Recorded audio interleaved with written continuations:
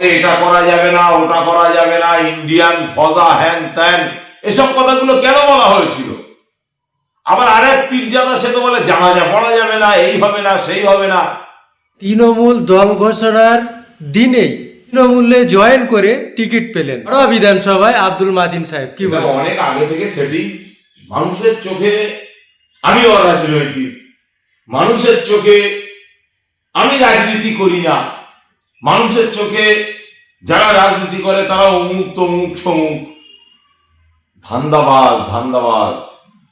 কেন এই ধরনের মুফতি আলেম এরা ফতোয়া দেওয়ার সময় নিজের দিকে কি ফতোয়া যায় সেটা এরা দিতে পারে না, এরা এটা জানে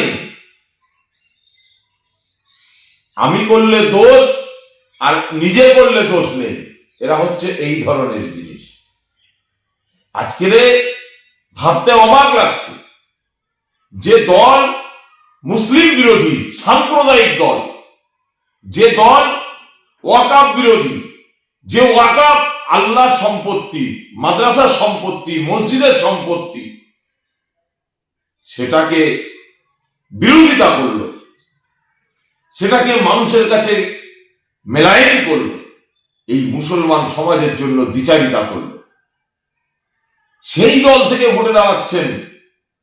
আবার মদের বিল পাস করলো, যে দলের কাজই হচ্ছে বিভিন্ন মোড়ে মোড়ে মোড়ে মোড়ে মোড়ে মোড়ে মদের দোকান খোলা।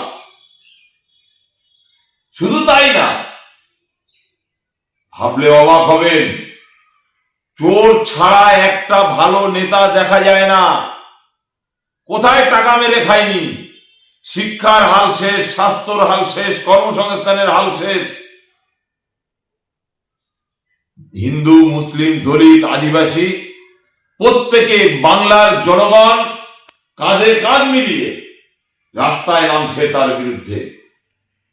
বলছে বিদেশে মানুষ যেমন কষ্ট পাচ্ছে, বাঙালি শ্রমিক তাদের উপরে যেভাবে অত্যাচার হচ্ছে কলকাতায় হচ্ছে না। নাটক করছো, নাটক।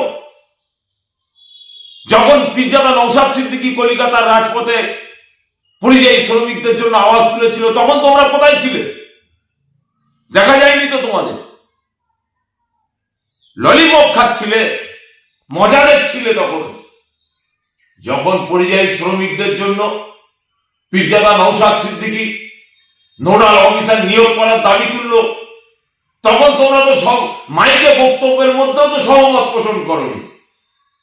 নওশাদ সিদ্দিকীর পিছনে লাগার জন্য, দেশের জন্য নওশাদ সিদ্দিকী যে ধরনের কথা বলছে, রাজ্যবাসীর জন্য নওশাদ সিদ্দিকী যে ধরনের কথা বলছে, তাকে কিভাবে মেলাইন করা যায়, তাকে কিভাবে ক্ষতি করা যায়, সেই প্ল্যান করার জন্য তো তোমরা উঠে পড়ে লেগেছো। লাগো, কোনো সমস্যা নেই।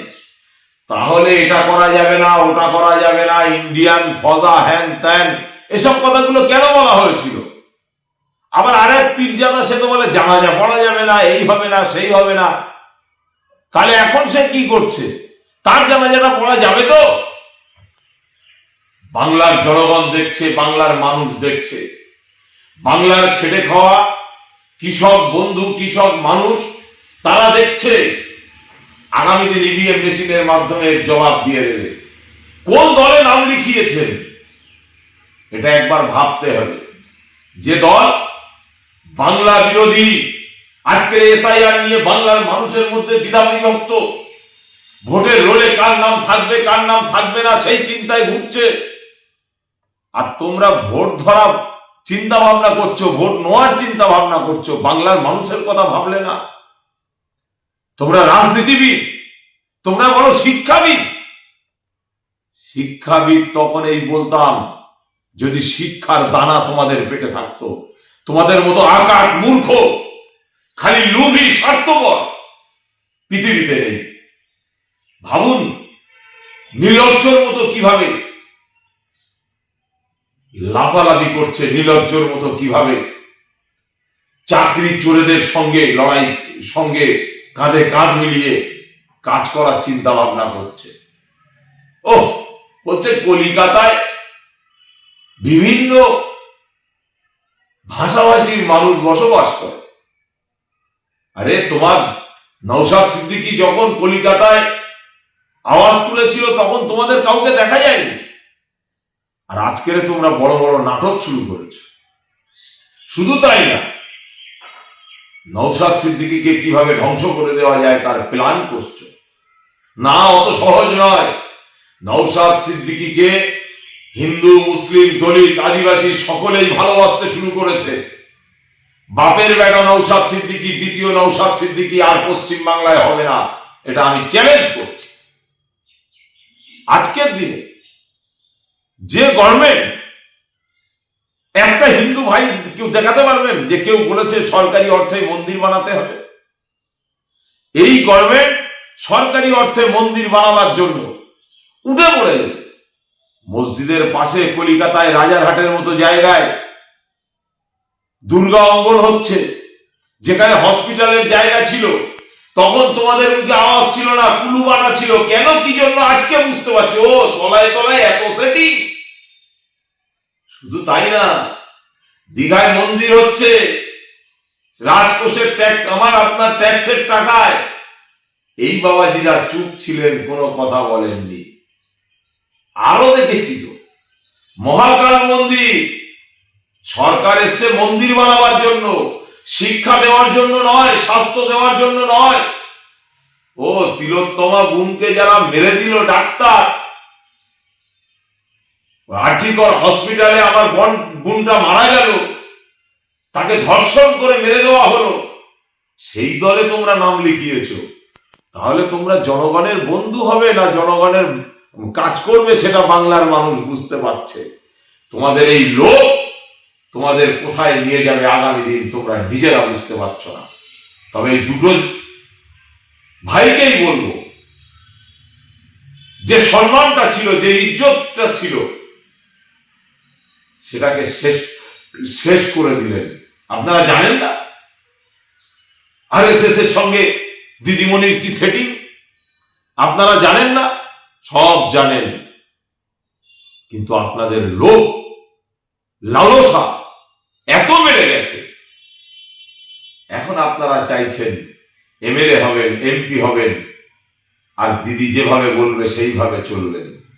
হিম্মত থাকবে তো? কথা বলার জায়গা থাকবে তো? একটা কেউ কথা বলার জায়গা পাবেন না। তাই বলছি, বাংলার জনগণকে বলছি, এদের উচিত শিক্ষা আপনাকে আমাকে দিতে হবে। যদি আপনি আমি এদের উচিত শিক্ষা না দেই, তাহলে আগামী দিন আলেম সমাজ সাইজ হবে না।